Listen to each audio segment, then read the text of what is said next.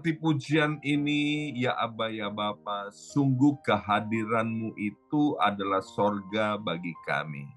Sampai-sampai Raja Daud yang diberkati oleh Tuhan berkata, satu hal yang kuingini yaitu diam di rumah Tuhan sepanjang umur hidupnya.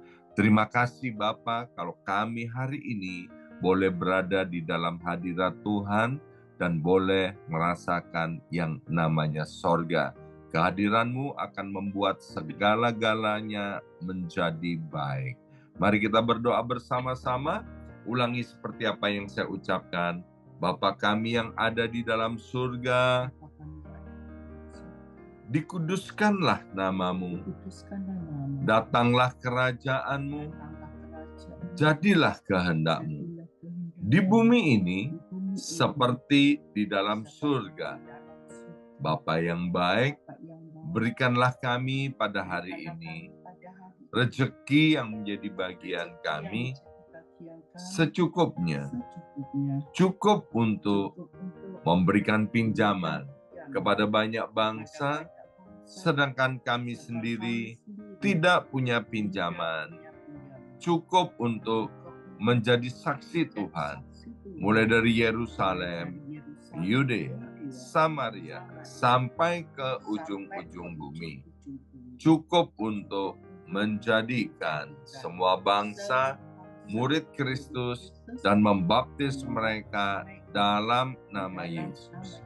Terima kasih Bapa untuk rezeki yang secukupnya, dan ampunilah dosa-dosa kami, ampunilah kesalahan kami, seperti kami pun mengampuni orang-orang yang bersalah kepada kami.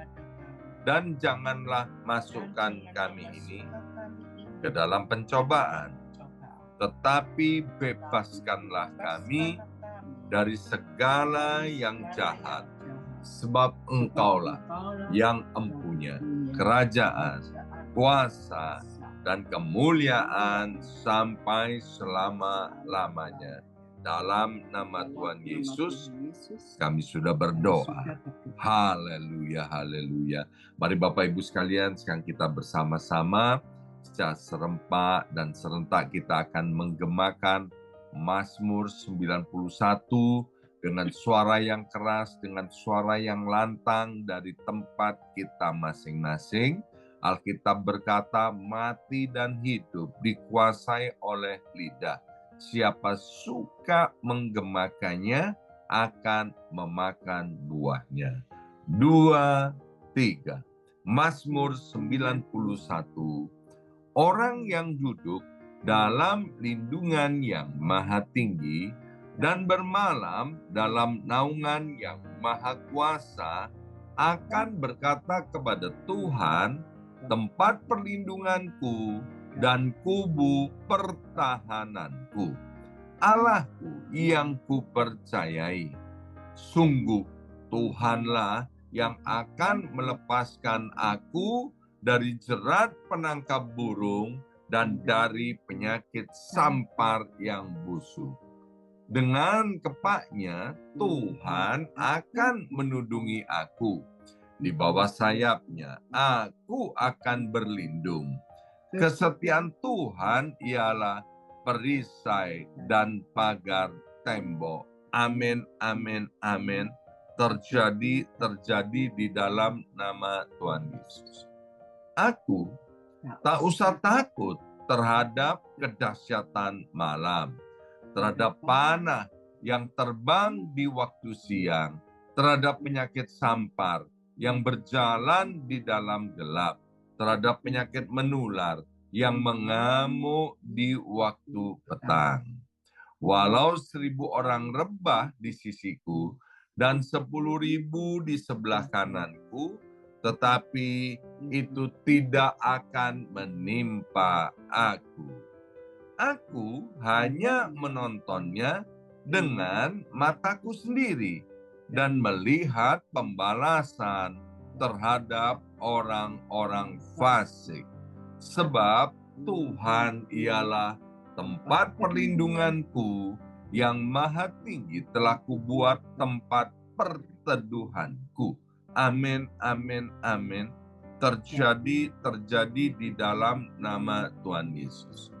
Malapetaka tidak akan menimpa aku, dan tulah tidak akan mendekat kepada kemahku. Sebab malaikat-malaikat Tuhan akan diperintahkan oleh Tuhan kepadaku untuk menjaga aku di segala jalanku. Para malaikat Tuhan akan menatang aku di atas tangannya, supaya kakiku jangan terantuk kepada batu. Singa dan ular tedung akan aku langkai.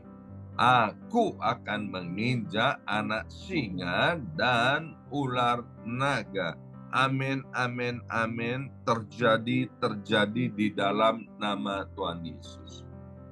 Sungguh, hatiku melekat kepada Tuhan, maka Tuhan akan meluputkan aku, Tuhan akan membentengi aku, sebab aku mengenal nama Tuhan. Bila aku berseru kepada Tuhan, Tuhan akan menjawab. Tuhan akan menyertai aku dalam kesesakan. Tuhan akan meluputkan aku dan memuliakan aku. Dengan panjang umur akan Tuhan kenyangkan aku, dan akan Tuhan perlihatkan kepadaku keselamatan daripadanya. Amin, amin, amin. Terjadi di dalam nama Tuhan Yesus. Terima kasih ya Abba ya Bapa. Pada kesempatan ini sebentar kami akan buka hati kami untuk ditaburi oleh benih kebenaran firman Tuhan. Berbicaralah kepada setiap kami ya Abba ya Bapa. Kami siap untuk mendengarkan kebenaran firman Tuhan. Dalam nama Yesus yang siap mendengarkan dan diberkati oleh firman Tuhan, angkat jempolnya ke depan dan katakan amin 3 kali. Amin, amin, amin. Salam kebangkitan, salam penuaian. Semangat pagi. Semuanya semangat pagi. Apa kabarnya Bapak Ibu semuanya? Ya, senang sekali hari ini Rabu 16 Oktober 2024 boleh bersama-sama kembali dengan Bapak Ibu anak-anak Tuhan yang luar biasa ya. Hari ini saya akan berbagi dengan Bapak Ibu tentang sebuah tema yaitu dari kekurangan kepada kelimpahan ya. Saya percaya tahun ini, tahun 2024 adalah tahun penuaian besar-besaran ya. Dari kekurangan kepada kelimpahan, dari kekurangan kasih kepada kelimpahan kasih, dari kekurangan kesehatan kepada kelimpahan kesehatan, bahkan dari kekurangan secara materi kita akan mengalami yang namanya kelimpahan secara materi ya. Siapa yang suka hidupnya diberkati berlimpah-limpah? Amin. Mari kita buka Alkitab kita dari kitab Matius pasal yang ke-5 ayat yang ke-7. Matius pasal 5 ayat yang ke-7. Ini merupakan khotbah daripada Tuhan kita Yesus Kristus di atas bukit itu. Demikian bunyi firman Tuhan dari Matius pasal 5 ayat yang ke-7. Berbahagialah orang yang murah hatinya, karena mereka akan beroleh kemurahan. Bapak Ibu sekalian, kita pernah membaca sebuah kisah tentang seseorang yang ada di kota Sarfat. Di situ tinggal seorang janda miskin yang hanya memiliki sedikit tepung dan minyak, Bapak Ibu sekalian. Di situ dikatakan bahwa minyak dan tepung yang sedikit ini hanya cukup untuk membuat roti buat 1 kali makan dengan anaknya, ya, janda ini dengan anaknya, ya. Nah, Bapak Ibu sekalian, tetapi sebelum janda ini mengolah tepung dan minyak, maka datanglah seorang nabi yang hebat yang namanya Elia, ya. Nabi besar, Bapak Ibu sekalian. Dan kemudian Elia dalam keadaan lapar. Dia dipelihara oleh Tuhan di tepi Sungai Kerit, tetapi waktu itu kemudian Sungai Kerit menjadi kering, ya, dan tidak ada lagi makan dan minum, Bapak Ibu sekalian, dan Tuhan memerintahkan supaya Nabi Elia itu datang ke kota Sarfat. Ternyata yang dijumpai adalah seorang janda miskin, ya. Dan Nabi Elia berkata kepada janda di Sarfat ini untuk membuatkan dia yang sedang kelaparan sebuah roti, ya. Tapi dengan murah hatinya, Bapak Ibu sekalian, janda di Sarfat ini dia membuat roti dan memberikan kepada Nabi Elia. Tapi kita lihat apa yang terjadi. Sejak hari itu hidup dari janda ini berubah, Bapak Ibu sekalian, ya. Dikatakan bahwa tepung dalam tempayannya dan kemudian minyak-minyak itu tidak pernah berkurang sehingga janda ini dan anak-anaknya hidup lebih daripada cukup. Nah, Tuhan mau setiap kita juga mengalami hal yang seperti ini. Dari Matius pasal 5 ayat yang ke-7, yang pertama kita belajar bahwa orang yang murah hati akan berbahagia. Setiap kita kepingin hidupnya berbahagia. Alkitab mengajarkan, kalau kita mau jadi orang yang berbahagia, maka kita harus murah hati. Nah, kebahagiaan yang dialami oleh orang-orang yang murah hati itu yang pertama, yaitu hidupnya diberkati, Bapak Ibu sekalian, ya. Kenapa? Karena murah hati itu adalah bagian daripada karakter orang-orang yang diberkati oleh Tuhan, dan murah hati itu adalah salah satu manifestasi daripada Roh Kudus.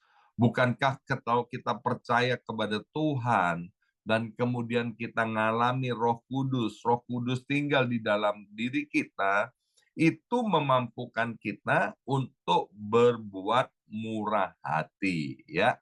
Nah, yang kedua, Bapak Ibu sekalian, orang yang murah hati itu akan mengalami kebahagiaan secara manusia batiniah.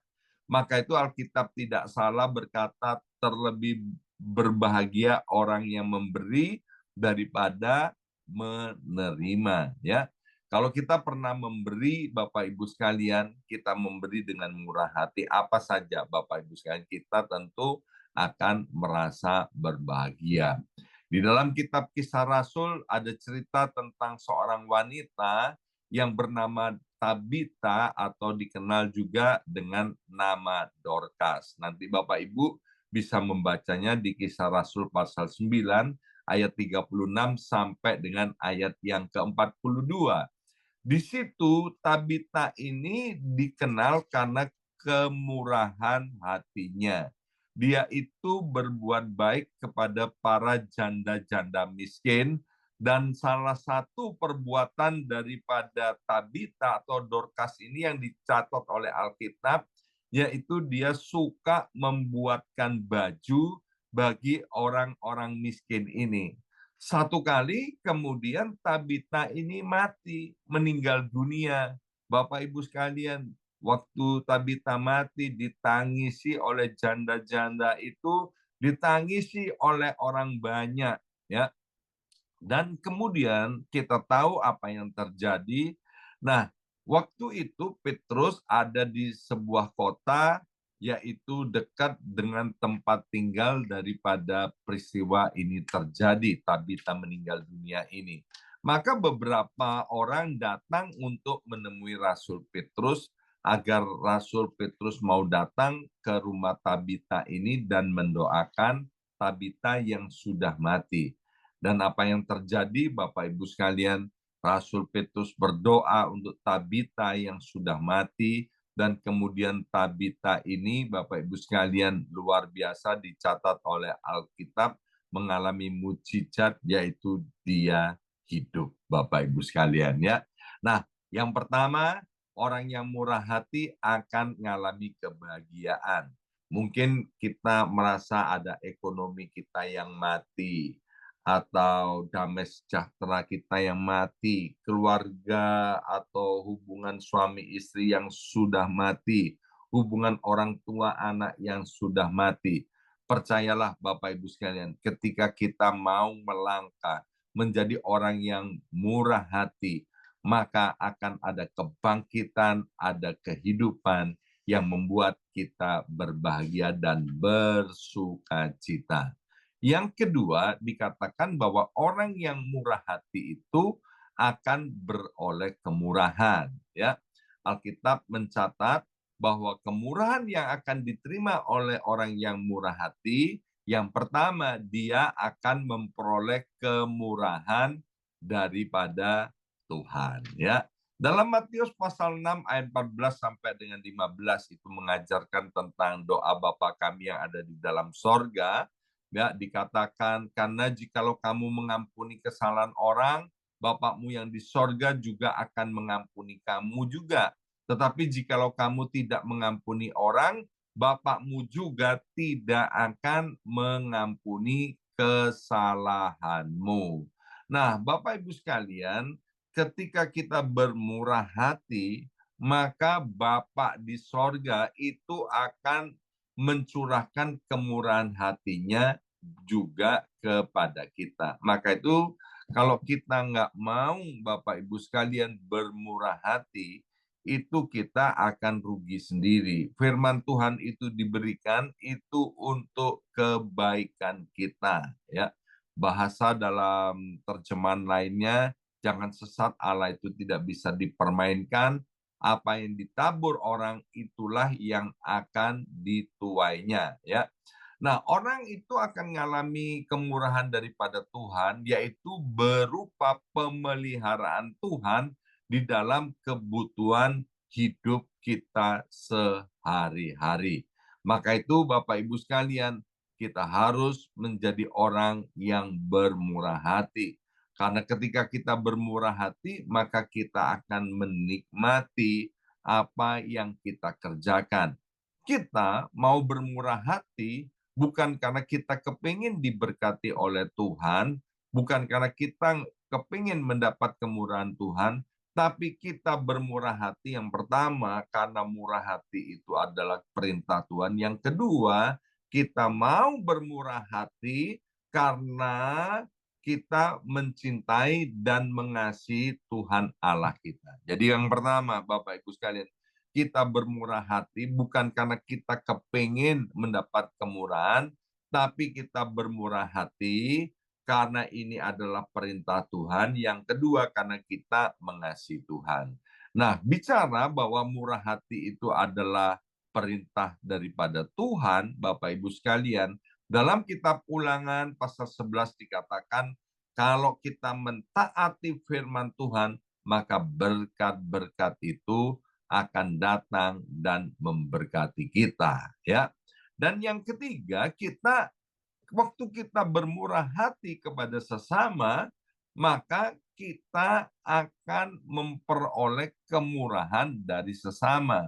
Kalau tadi bagian yang kedua, waktu kita murah hati, kita akan memperoleh kemurahan daripada Tuhan. Tapi waktu kita bermurah hati kepada sesama, maka kita akan memperoleh kemurahan juga dari sesama. Mungkin bukan dari orang yang sama, Bapak Ibu sekalian, ya. Tetapi ketika kita ada di dalam masa-masa yang sulit, Bapak Ibu sekalian, maka ada pertolongan yang tidak pernah kita duga. Saya bilang begini, waktu kita murah hati itu seperti kita sedang menabung, ya. Kita nggak tahu kapan kita membutuhkan kemurahan hati dari keluarga kita atau dari orang-orang lain. Tapi percayalah Bapak Ibu sekalian, apa yang kita kerjakan itu dicatat di dalam buku kerajaan sorga. Mungkin satu saat itu bisa 1 tahun lagi, 3 tahun lagi, 5 tahun lagi, 10 tahun lagi, atau 20 tahun lagi, Bapak Ibu sekalian. Kemurahan yang pernah kita kerjakan itu, Bapak Ibu sekalian, itu kita akan menuai, atau kita akan menerima hasilnya, atau kita akan menerima kemurahan itu ketika saat-saat kita membutuhkannya, ya. Saya pernah sampaikan tentang Ruth. Ruth itu adalah menantu daripada Naomi, ya. Naomi miskin, Ruth itu miskin. Waktu pulang ke Bethlehem, Bapak Ibu sekalian, sebagai orang yang miskin, Bapak Ibu sekalian, Ruth berbuat baik kepada ibu mertuanya, di mana Ruth seorang janda, Naomi juga seorang janda. Maka waktu Ruth pergi kerja, setiap pulang kerja, dia selalu membawa gandum diberikan kepada ibu mertuanya yang miskin ini, ya. Dan apa yang dikerjakan kita tahu akhirnya Ruth memperoleh kemurahan daripada Tuhan. Ruth dipersunting menjadi istri daripada Boaz. Dan kemudian dalam kitab Matius dicatat keturunan Tuhan kita Yesus Kristus itu berasal daripada Ruth ini, ya. Luar biasa Bapak Ibu sekalian. Maka itu tetap semangat untuk kita selalu bermurah hati. Nah, orang yang murah hati itu juga akan menginspirasi orang lain untuk bermurah hati, ya. Artinya apa? Waktu kita bermurah hati, saya bilang begini, bahwa action speak louder than word.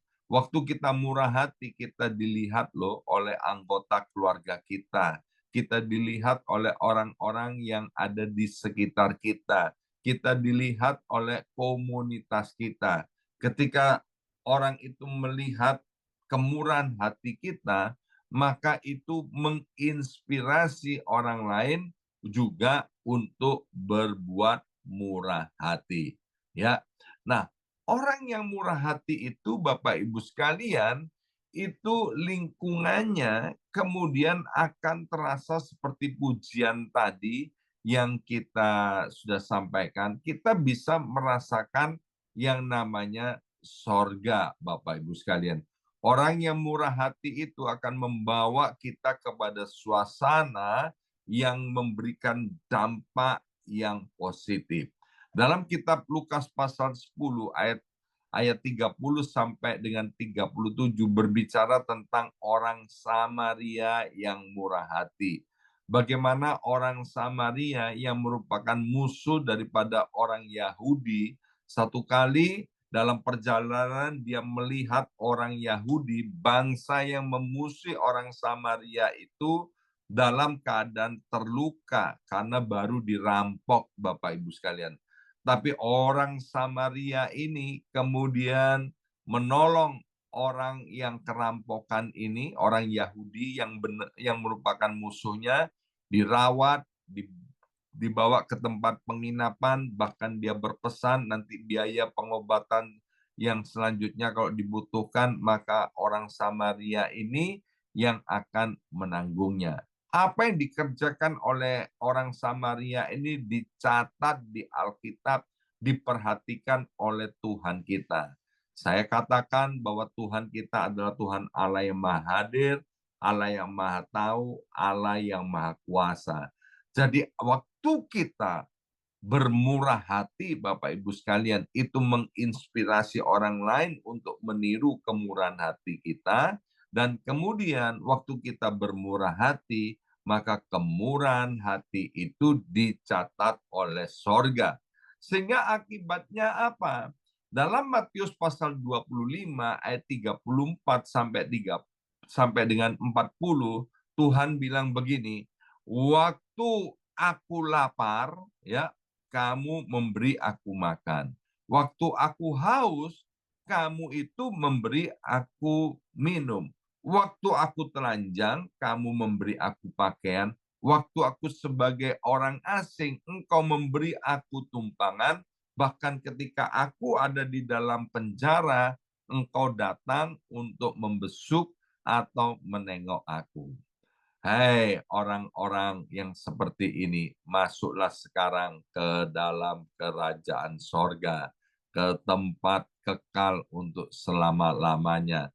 Ternyata Bapak Ibu sekalian, kemurahan hati itu diganjar oleh Tuhan ya buat setiap kita yang percaya kepada Yesus, yaitu kehidupan kekal. Ingat, murah hati itu adalah buah daripada Roh Kudus. Jadi Bapak Ibu sekalian, waktu kita murah hati, Bapak Ibu sekalian, percayalah apa yang kita kerjakan itu tidak pernah sia-sia ya. Jadi hari ini kita sudah belajar dari kekurangan kepada kelimpahan. Yang pertama, orang yang bermurah hati itu akan berbahagia. Yang kedua, orang yang murah hati akan beroleh kemurahan dari Tuhan. Dan yang ketiga, orang yang bermurah hati itu akan memperoleh kemurahan dari sesama. Dan yang keempat, orang yang murah hati itu bisa menginspirasi orang lain.